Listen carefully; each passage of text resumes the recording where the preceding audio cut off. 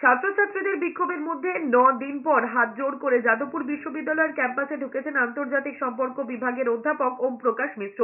বিভাগে ঢোকার মুখেই তাকে ঘিরে বিক্ষোভ দেখিয়েছেন পড়ুয়ারা। তাদের অভিযোগ, ঘটনার দিন দুজন ছাত্রীর শ্লীলতাহানি করেছেন ওম প্রকাশ মিশ্র, পড়ুয়াদের সঙ্গে অভব্য আচরণও করেছেন।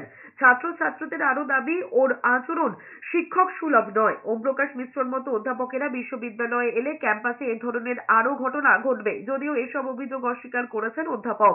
ওম প্রকাশের কথায়, তিনি বর্ষিয়ান একজন অভিজ্ঞ অধ্যাপক। তাকে ঘটনার দিন আটকানোর চেষ্টা করা হয়েছিল। কেন তারা একজন অধ্যাপককে মারধর করেছিলেন, আটকানোর চেষ্টা করেছিলেন, তার জবাব ওদেরকে দিতে হবে। তাকে কালিমালিপ্ত করতে এই ধরনের ঘটনা ঘটানো হচ্ছে। আমাকে অ্যাটাক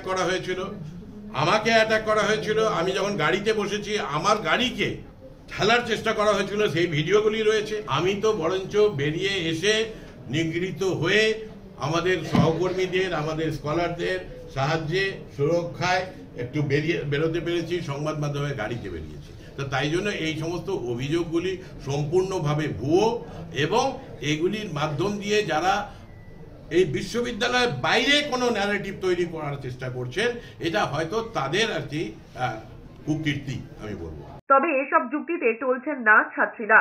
ওম প্রকাশের ঘরের সামনে প্ল্যাকার্ড হাতে মাটিতে বসে পড়েছেন তারা। পড়ুয়াদের দাবি, তাদের মারিয়ে বিভাগে ঢুকতে হবে অধ্যাপককে। বিশৃঙ্খলা এড়াতে সোমবার সকাল থেকে ক্যাম্পাসে কড়া পুলিশি নিরাপত্তার ব্যবস্থা করা হয়েছিল।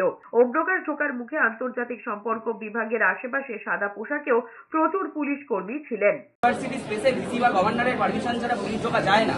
তারা কেউ পারমিশন দিয়েছে বলেন এখনো তো আমরা জানি না, ভিসি তো উপস্থিতি নেই। সেই জায়গায় এই অপ্রত্যাশিত ঘটনা, নজিরবিহীন ঘটনা, কি কোন দায় থেকে পুলিশ এখানে ঢুকেছে, এই প্রশ্ন পুলিশকে দিয়ে বেরোতে হবে।